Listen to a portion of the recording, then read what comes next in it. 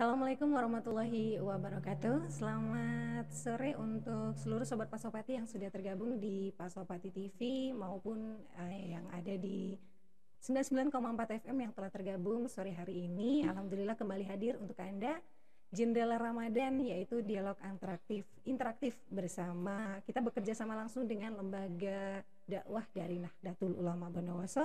Dan selama kurang lebih 1 jam sobat Pasopati kami akan menemani Anda dengan sajian mungkin tambahan ilmu pengetahuan bagi Anda ya, sembari menunggu waktu-waktu untuk berbuka puasa. Dan alhamdulillah untuk hari ini sudah hadir bersama kita ada Ustadz Lutfi Khairon Jauhari yang akan memberikan tambahan ilmu atau istilahnya manfaat ya untuk kita, daripada kita melaksanakan kegiatan yang lain sembari menunggu berbuka puasa. Akan lebih baik Anda untuk stay tune terus bersama kita di 99,4 FM Radio Pasopati serta setia di Pasopati TV bersama Rantika Santi kali ini yang bertugas. Kali ini kita sapa dulu untuk Ustadz Lutfi Khairon Jauhari yang sudah bersedia hadir alhamdulillah hari ini. Alhamdulillah. Assalamualaikum warahmatullahi wabarakatuh Ustadz. Waalaikumsalam warahmatullahi wabarakatuh. Alhamdulillah, terima kasih sudah bersedia hadir untuk hari ini. Dan hari ini kita kembali di Jendela Ramadan untuk dialog interaktif bersama seluruh sobat Pasopati yang sudah tergabung untuk hari ini.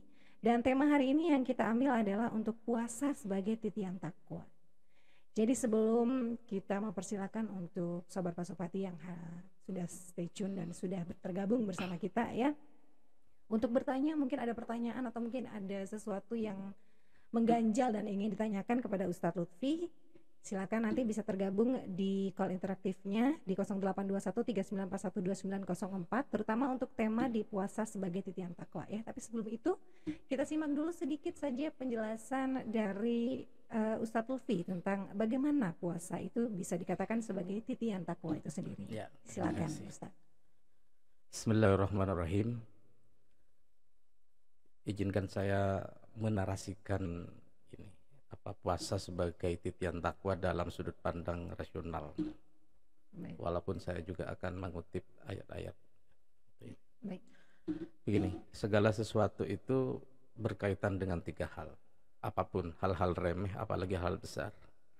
Baik itu relasinya dengan agama atau bukan agama, selalu terikat dengan 3 hal. Pertama ada motivasi, yang kedua ada tujuan, yang ketiga ada efek. Kita melakukan apapun itu, kita minum, kan ada motivasi, ada tujuan. Kita berjalan, kita bekerja, berpenghasilan, apalagi konteksnya ibadah. Al-Baqarah ayat 183 itu mengajarkan kepada kita bahwa puasa itu memiliki motivasi dan tujuan juga.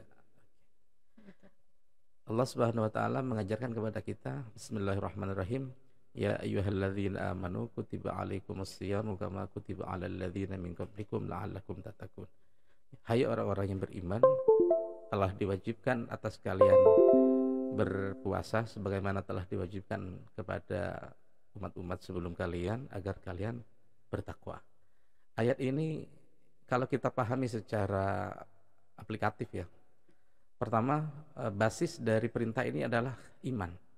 Karena tidak semua orang diseru, diajak, diperintah oleh Tuhan untuk berpuasa. Perintah di Al-Quran itu unik ya. Ada yang grosiran gitu, ya ayuhan nas, hai manusia, berarti umum. Tapi ada yang ya ayyuhalladzina amanu, hai orang-orang yang beriman. Iman seperti apa? Ya memiliki kepercayaan penuh. Itu. Jadi basis dari perintah puasa itu adalah iman. Jadi kalau ditanya apa motivasi puasa? Keimanan. Apa tujuannya? Dijelaskan di ayat itu la'allakum tattaqun, agar kita menjadi pribadi-pribadi bertakwa. Jadi nanti efek-efeknya macam-macam. Nah, itu hak Allah untuk memberikan kepada kita. Jadi kalau kita simpulkan, segala sesuatu itu ada motivasi, ada tujuan, ada efek. Nah problemnya kadang kita melakukan sesuatu itu memblender antara tujuan dan efek. Ya benar. Contoh begini. Orang sholat itu kan mestinya kan dia ibadah, tujuannya ke sana, kehambaan kepada Allah Subhanahu Wa Taala. Tapi kadang sholat dimaknai sebagai sebuah terapi untuk misalkan tarik tunai di ATM. kayak tahajud, surat waqiah, orang membaca begitu. Itu kan efek-efek yang sebenarnya adalah hak Tuhan untuk memberikan kepada kita. Apa motivasi ibadah?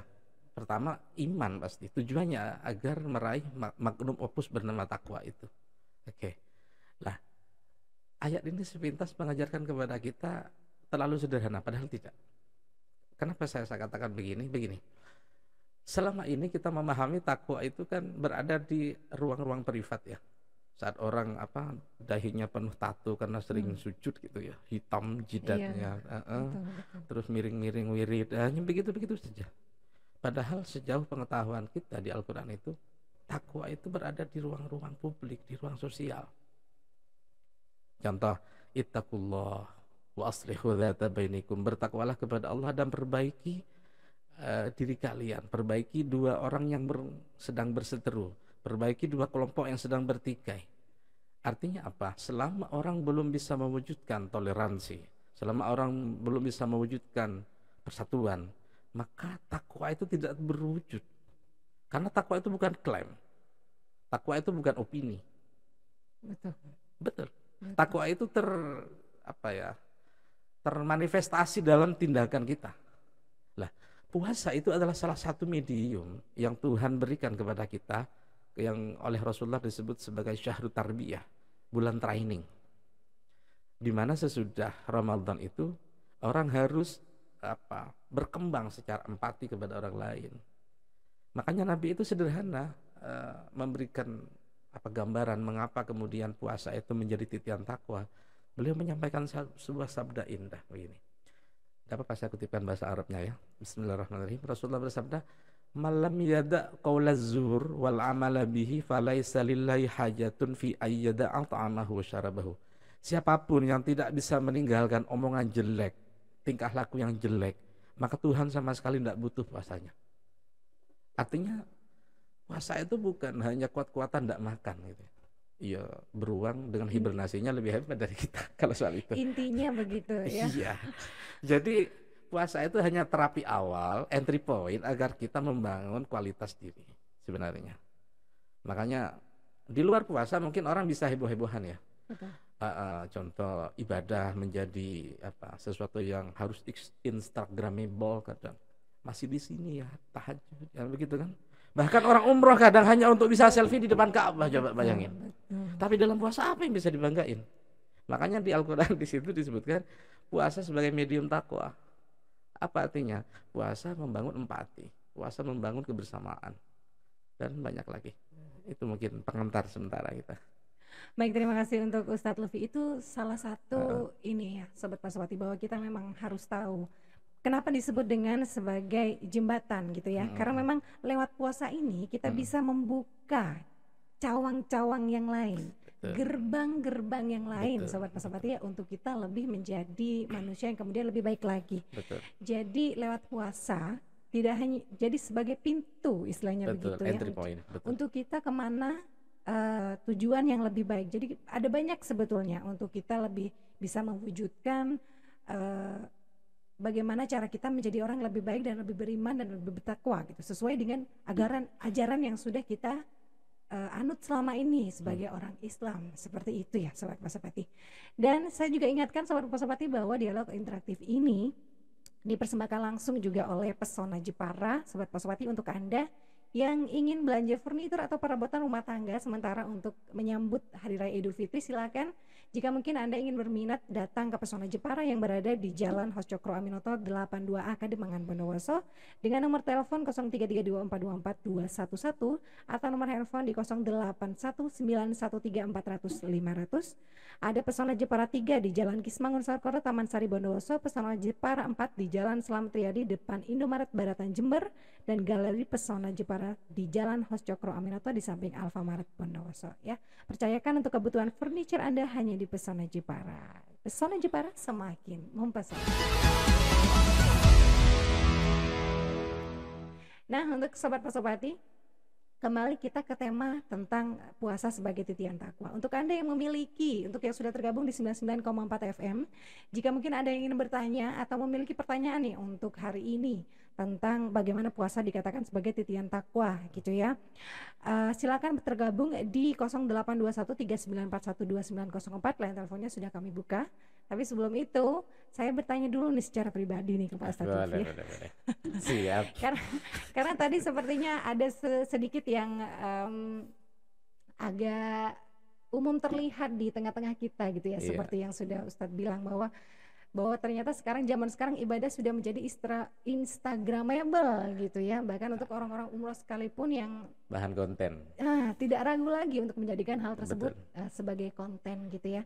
Nah, untuk puasa sendiri pun sebetulnya ada beberapa orang yang memang menjadikan hal itu juga sebagai instagramable gitu ya. Seperti contohnya, alhamdulillah puasa hari ini lancar.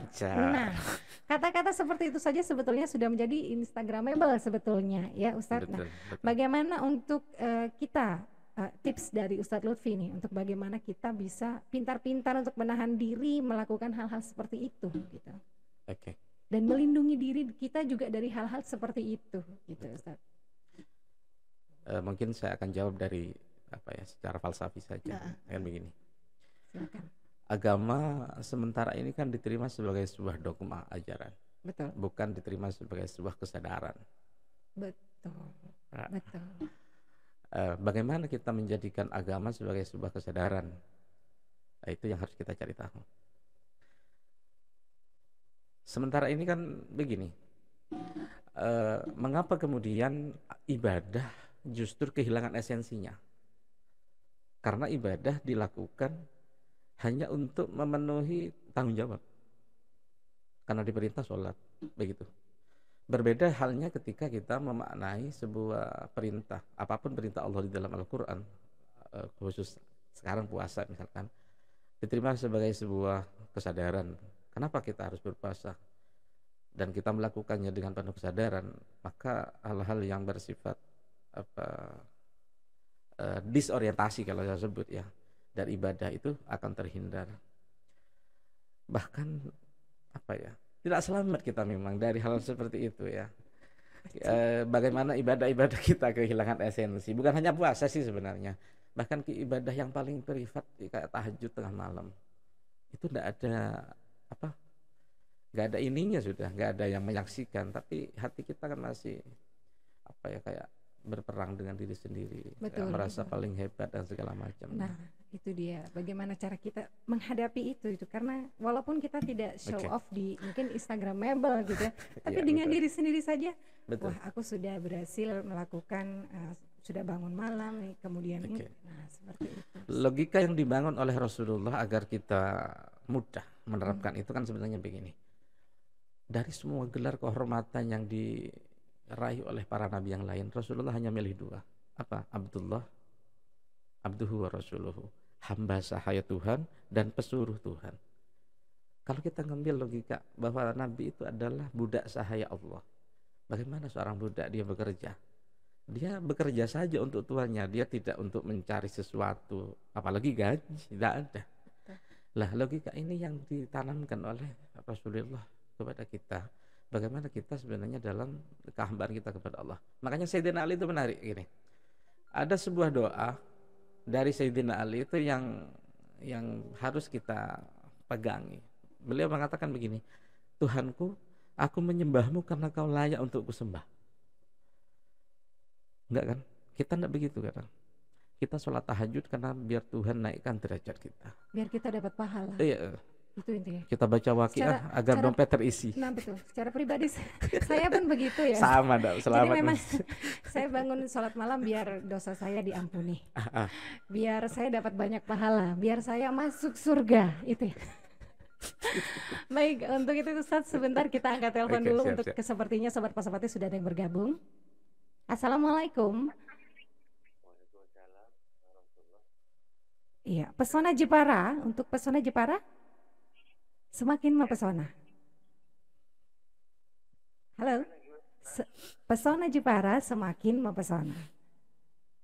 Pesona Jepara. Semakin. Iya. Assalamualaikum warahmatullahi wabarakatuh. Iya. Dengan siapa? Di mana? Dengan Ahmad. Dengan Ahmad di Di Bondowoso saja ya. Baik, untuk Bapak Ahmad silakan, mungkin ada pertanyaan yang bisa disampaikan oleh Ustadz Lutfi. Silakan. Assalamualaikum Ustaz. Waalaikumsalam warahmatullahi Saya wabarakatuh. tertarik dengan bahasan yang barusan ini, Ustaz. Iya, silakan. Bahwa kita itu tadi Ustaz bilang seperti Nabi Muhammad yang abdi ya, Iya, beliau memilih abduhu wa rasuluhu, hamba sahaya dan pesuruh gitu. abdi ya. Mm-mm. Nah, ini tadi balas sampean kupas sedikit tentang abdi ini, Ustaz. Oh Ya, gitu. senang. Oke, siap. Terima kasih, Ustaz.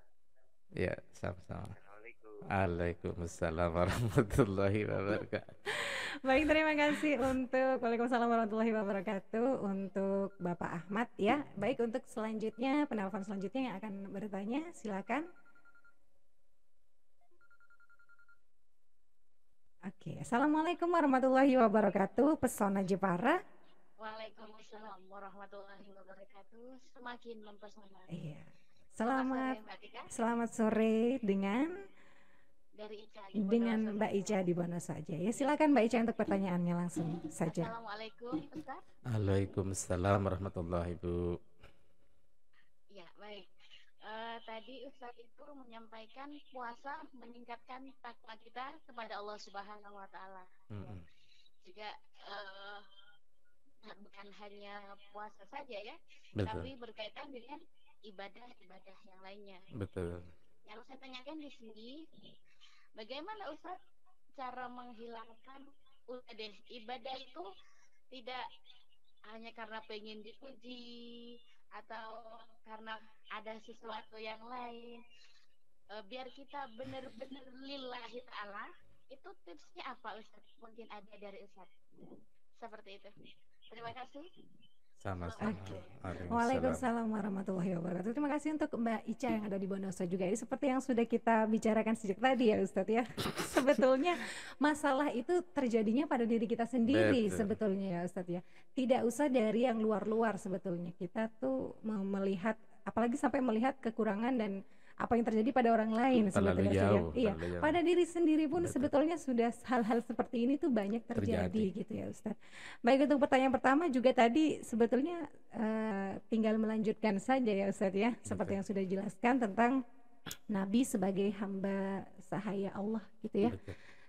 Silakan Ustadz untuk menjawab dua pertanyaan tadi sekaligus. Bismillahirrahmanirrahim. Semoga jawaban saya tidak salah ini.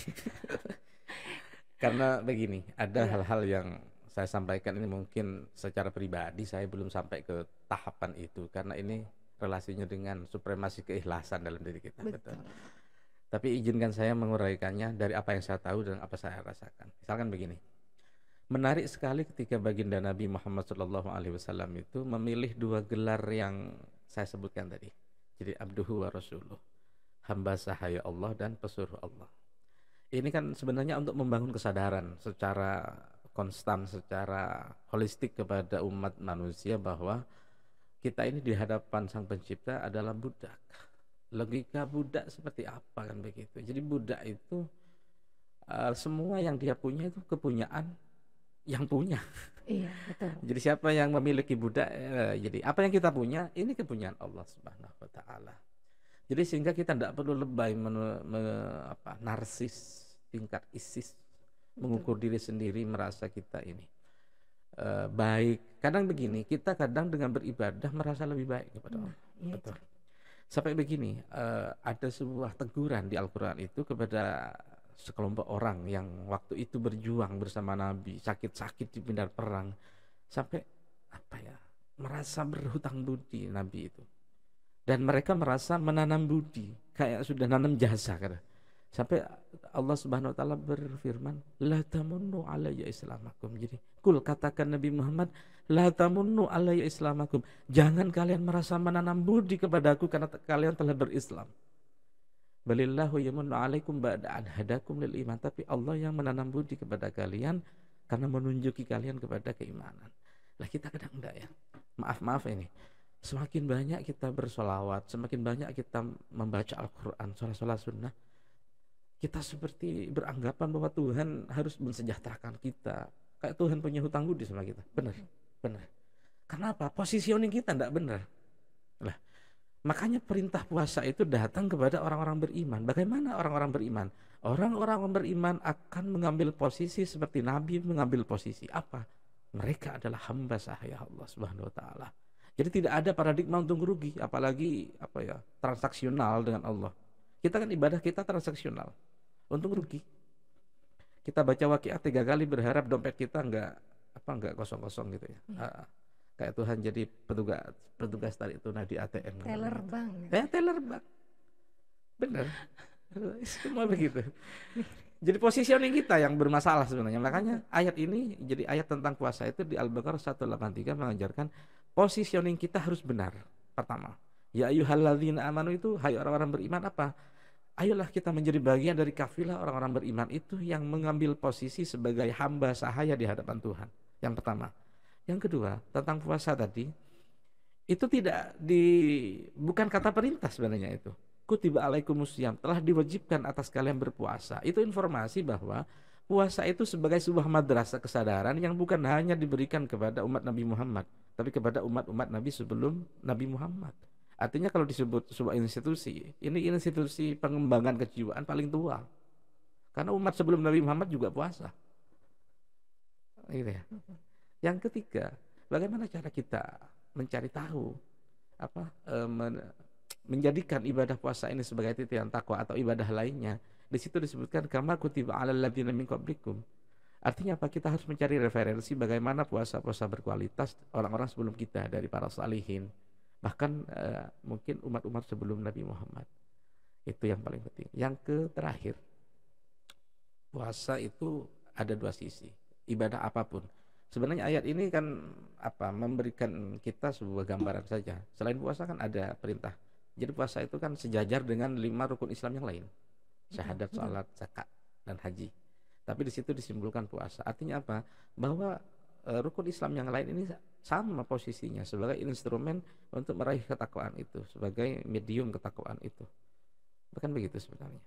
Ya caranya positioning kita harus menjadi hamba. Kalau kita jadi pedagang yang buka lapak dengan tahajud kita, Tuhan harus beli itu dan harus mensejahterakan kita, ya selamanya kita tidak sampai kepada esensi ibadah itu. Positioning itu yang paling penting. Betul sekali.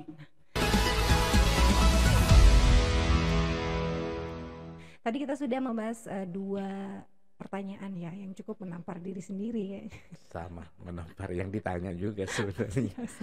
Karena memang seperti yang telah dijelaskan bahwa memang puasa sebagai titian takwa, sebagai madrasah tertua yang memang hadir untuk kita supaya kita sadar gitu ya, bahwa kita tuh bisa bernafas hari ini tuh sudah merupakan satu karunia yang luar biasa. Betul. Gitu ya.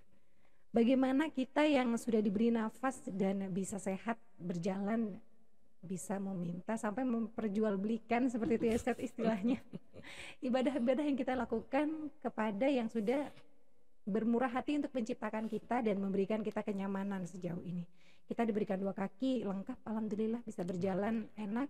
Diberikan lidah yang indera perasanya lengkap, asin, manis, pahit, semua bisa merasa gitu ya. Bagaimana dengan itu semua yang saya rasa itu merupakan salah satu nikmat yang luar biasa sebetulnya yang perlu kita syukuri. Itu saja ya. Bahkan yang paling kita tidak sadar sebetulnya ya. Ada 2 mata kita yang bisa melihat secara bening gitu ya. Telinga kita yang bisa mendengar secara jernih gitu ya. Dan bagaimana itu menjadi salah satu alasan supaya kita nggak sadar-sadar gitu ya. Sampai ini kita mempertanyakan bagaimana sih cara menghilangkan hal itu, Ustadz. Sebetulnya tidak perlu pertanyaan seperti itu ya Ustadz ya. Tapi yang kita butuhkan adalah bagaimana kita mau untuk sadar terhadap diri kita sendiri, bahwa kita ini siapa, bahwa kita di sini itu siapa, seperti itu ya Ustadz. Tidak ada kiat terbaik sebenarnya selain kesadaran. Nah betul, itu dia. Yang kalau boleh kita ini ada hal yang salah kaprah juga begini. Iya betul. Kita ini bertuhan kepada Allah itu kan dengan pengetahuan. Betul. Bukan dengan kesadaran. Padahal ada pengetahuan, ada pra pengetahuan, ada sebelum pengetahuan. Boleh ambil jatah sebentar? Iya, Coba silakan gini. Ustaz. Ini penting sekali kayaknya. Seperti kita misalkan, Seandainya bisa 5 jam gitu iya, Ustaz ya. kayak di Indonesia misalkan. Iya, Kita Ustaz. ini adalah warga negara Indonesia yang tahu di Indonesia itu ada hukum, Betul. hukum negara, hukum negara Indonesia. Kita harus sadar tentang hukum itu. Artinya apa? Ketika kita melanggar tentang hukum-hukum itu, kita maka terkena sanksi hukum. Oke. Tapi kita tidak punya kewajiban untuk tahu detail-detail tentang KUHP. Hukum perdata kan tidak wajib. Kecuali kita mengambil jurusan di bidang itu. Lah, kadang begini, kita ini bertuhan kepada Allah itu kan dengan wawasan, dengan pengetahuan, bukan dengan kesadaran. Makanya saya sebut ada pengetahuan, ada pra-pengetahuan, itulah kesadaran. Dalam bahasa Arab disebut begini, man arofa nafsahu faqad arofa rabbahu. Barang siapa yang, ini terjemah umum ya, barang siapa yang mengetahui dirinya maka mengetahui Tuhannya. Ini salah sebenarnya penerjemahan begini. Barang siapa yang menyadari eksistensi kehambaannya, maka dia sadar akan adanya eksistensi ketuhanan. Artinya kembali ke posisi yang tadi, Mbak. Jadi kalau kita bisa memosisikan diri sebagai abdi, sebagai hamba, maka nggak perlu ada terapi macam-macam untuk setiap ibadah kita. Betul. Jadi tidak perlu ada bagaimana caranya kita berlindung dari sebetulnya. Ya, Saya riset. sendiri bertanya seperti itu sebetulnya keliru ya Ustaz ya. Ya kembali ke pengaturan awal, kita ini Betul. ditakdirkan sebagai hamba Tuhan, ya ayo jangan jadi pedagang di hadapan Tuhan. Betul. Iya. Baik, mungkin satu pertanyaan lagi boleh ya Ustadz, sekaligus Boleh. nanti bisa kita Closing. langsung di closing. Ustadz memberikan sedikit penutup untuk apa yang bisa kita pegang hari ini gitu ya Ustadz. Assalamualaikum, Pesona Jepara. Waalaikumsalam warahmatullahi wabarakatuh. Ini langsung password ya, Langsung saja, semakin mempesona gitu. makin mempesona. Iya. Assalamualaikum Ustaz. Waalaikumsalam warahmatullahi wabarakatuh. Ini saya dengar mulai tadi ini kata-katanya ini super bonafide soalnya. Nggak grosiran gitu ya, Pak. Teman saya itu apa itu? Kok sibel-sibel itu apa? Sepertinya itu kalau orang-orang awam itu Ustaz kurang memahami Ustaz. Gitu. Iya. Ya. Tapi ini yang memahami mungkin kelas-kelas yang wahid-wahid Ustaz. Terus yang saya tanyakan ya betul katanya. Tadi itu ya yang saya pahami. Memang manusia ini kan tujuannya ke situ, ke Betul. kesadaran istilahnya. Betul. Istilahnya ke itulah level-level yang semuanya ada yang mau jelek. Tapi di sini peran istilahnya ada kejelekan, ada kebaikan Ustaz. Iya, betul. Istilahnya kan gitu. Kalau misalnya kita ini baik semua, kaya semua, nah Allah itu menentukan tidak seperti itu. Iya, betul. Kita ini buat sadar, Betul. istilahnya itu ada setan yang menggugah untuk tidak sadar. Kan Iya, seperti itu. betul. Kalau menyadari itu, kita ini harus bertakwa semua itu. Allah sudah tidak seperti itu, biar ada ujian di dunia ini. Kan? Nah itu yang saya tanyakan ini Ustaz. Semuanya orang pinginnya masuk surga. Kenapa Betul. kok ada diciptakan neraka? Nah itu ujiannya di situ. Mau baik atau mau buruk kan gitu Ustaz. Iya. Nah itu yang saya tanyakan itu istilahnya tipe awam aja dah. Standar dari ketakwaan. Oke. Bagi orang awam, bagi orang yang sudah bonafid, istilahnya wali-waliullah, sudah ada bukan apa-apa kita. Ini bicara Standar jeruk ini. aja Ustaz, Iya, bagaimana betul. penjelasan standar bagi Oke. orang-orang awam, bahwa kalau sudah mengerjakan ini standarnya itu aja dulu. Kalau Oke. misalnya Siap. kita ini diberi taufik wal hidayah, tingkatkan lagi. Lah Oke, itu standar siap. apa dulu Ustaz untuk orang-orang awam biar dikatakan takwa. Yang Oke. Terima paling kasih untuk awal. Sama-sama. Ustaz dan juga Mbak Tika. Terima kasih. Warahmatullahi wabarakatuh. Waalaikumsalam. Waalaikumsalam warahmatullahi wabarakatuh. Terima kasih untuk Abdullah ini yang dari kawasan Sukasari juga sudah bergabung. Terima kasih banyak. Baik Ustadz, itu tadi pertanyaan yang juga Takwa. tentang Standar takwa. ya, standar ya. Ada standarnya ya. Bicara grade tadi kayak grade tembakau. Ya. Jadi Ada mungkin hierarki. silakan untuk Oke. dijawab Ustadz sekaligus memberikan sedikit pesan-pesan kepada kita seluruh sobat Pasopati yang sudah tergabung pagi sore hari ini ya. Betul. Di 99,4 FM. Silakan Ustadz. Nah, Mbak Abdullah. Jadi begini, takwa itu kan kita hafalnya kalau di kitab itu adalah mengerjakan perintah Tuhan dan menjauhi larangan. Itu secara definisi ya. Jadi takwa memiliki aplikasi-aplikasi. Makanya saya sebut takwa itu tidak berada di ruang kosong. Ia selalu bergesek dengan dinamika sosial kemasyarakatan. Makanya kalau kita pahami ayat-ayat takwa itu, Biasanya misalkan begini, ittaqullaha wa qulu qawlan sadida. Bertakwalah kepada Allah dan berbicaralah dengan efektif, dengan efisien. Jangan boros kata tapi pelit makna, jangan menyakiti dan segala macam. Jadi aplikasi takwa itu ketika terejawantah dalam sikap kita, pandangan kita, tingkah laku kita, itu takwa. Karena takwa bukan klaim, bukan klaim pengakuan aja bahwa saya adalah orang bertakwa, enggak begitu. Jadi aktualisasinya terlihat ketika orang itu menjadi manusia yang bisa menghargai sesama. Tadi disebut ada perbedaan-perbedaan grade dalam ketakwaan. Begini, setiap manusia pasti memiliki kesalahan. Justru kalau tidak salah-salah ini yang saya curiga. Jangan-jangan orang itu layak jadi nabi, tinggal dapat sertifikat. Sertifikat kelulusan. Sertifikat kelulusan jadi manusia suci gitu ya. Artinya apa? Orang salah biasa aja. Makanya Allah menyediakan sebagai zat yang maha pengampun, maha menerima taubat. Tapi jangan pernah mengentengkan dosa. Itu saja. Lah takwa itu relasinya adalah dengan kesadaran kita bahwa kita sedang bersama Tuhan. Itu saja sebenarnya. Kita adalah hamba sahayanya yang selalu dimonitoring oleh Tuhan, dan kita selalu bekerja apapun itu untuknya, untuk Tuhan. Itu sebenarnya itu takwa. Jadi apa standarnya?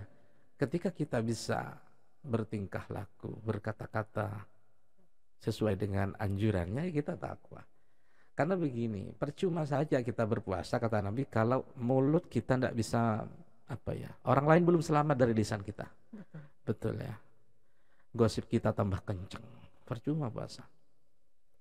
Percuma juga sholat kalau kita tidak membangun empati. Sampai di situ disebutkan oleh Nabi, bahkan orang yang sholat itu tidak akan mencium aroma surga ketika ia lalai terhadap tetangganya yang kelaparan.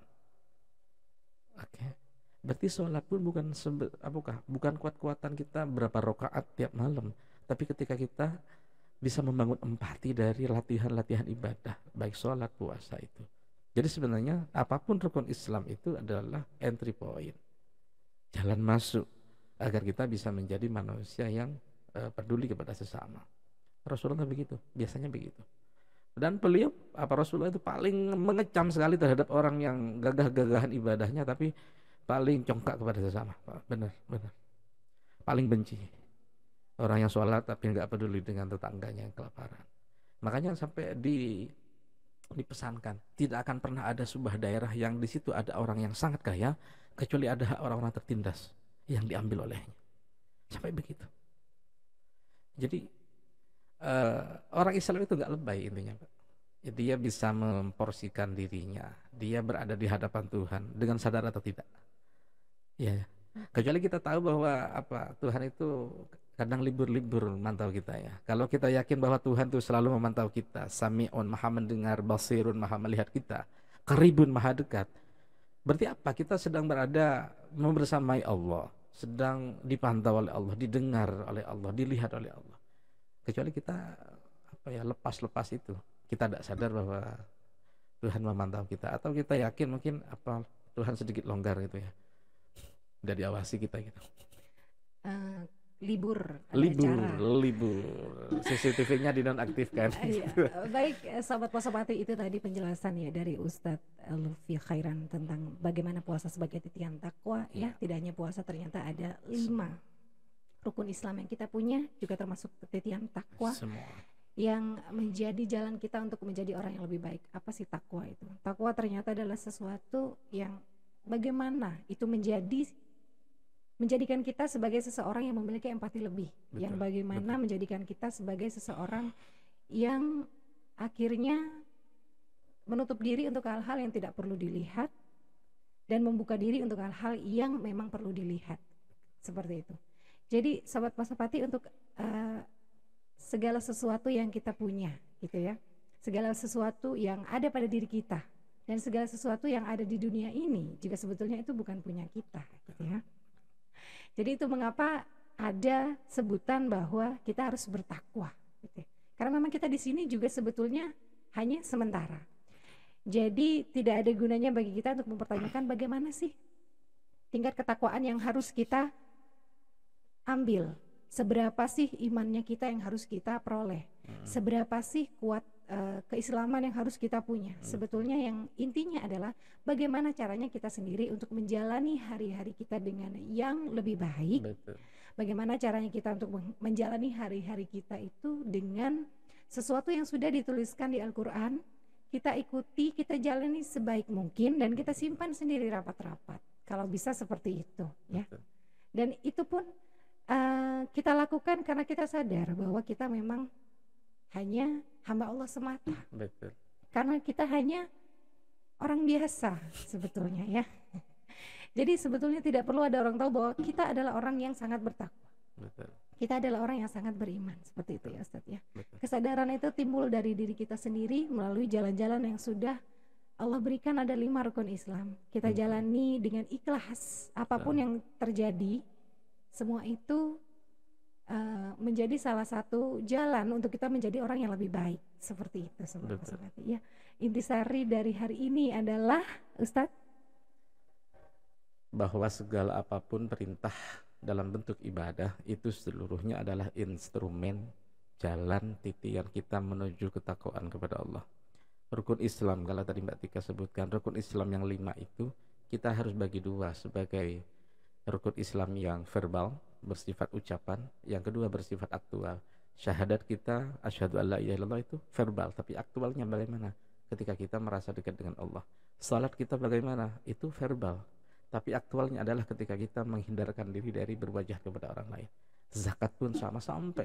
Jadi artinya apa? Semua rukun Islam harus menjadi instrumen bagi kita untuk meraih ketakwaan itu. Caranya satu, ayo konversi ibadah-ibadah yang bersifat verbal itu dalam bentuk tindakan. Pesan-pesan moralnya selalu ada di situ. Itu aja. Jadikan semua itu tindakan, seperti itu.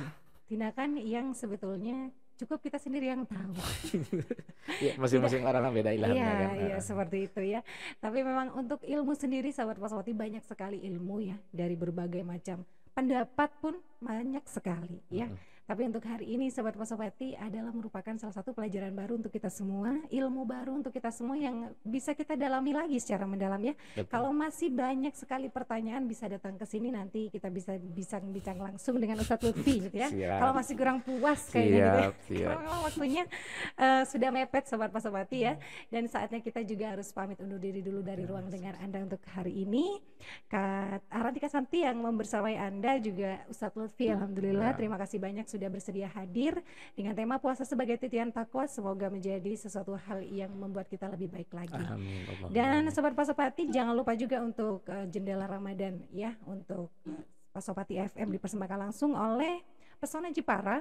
Bagi Anda yang ingin berbelanja furniture atau perabotan rumah tangga seperti lemari, meja, kursi, sofa, dipan, buffet, dan lain-lain, jangan lupa untuk datang di Pesona Jepara Furniture. Pesona Jepara Furniture menyediakan perabotan berbahan asli kayu jati dengan kualitas terbaik, menjamin perabotan rumah tangga Anda awet dan tahan lama. Segera datang untuk Pesona Jepara Furniture yang ada di Jalan Hos Cokro Aminoto 82A Kademangan Bondowoso. Pesona Jepara 3 Jalan Kismangun Sakoro Taman Sari Bondowoso. Pesona Jepara 4 di Jalan Slamet Riyadi depan Indomaret Baratan Jember. Galeri Pesona Jepara Jalan Hos Cokro Aminoto di samping Alfamart Bondowoso. Dan percayakan kebutuhan furniture Anda hanya di Pesona Jepara. Pesona Jepara semakin mempesona. Terima kasih Sobat Pasopati. Dan jangan lupa untuk selalu berbahagia, karena bahagia adalah kunci sehat kita. Selamat berbuka puasa. Kami pamit, mohon undur diri dulu. Mohon maaf jika banyak kekurangan dan kesalahan. Sampai jumpa esok hari insyaallah. Assalamualaikum warahmatullahi wabarakatuh. Terima kasih Ustadz Lutfi. Sama-sama.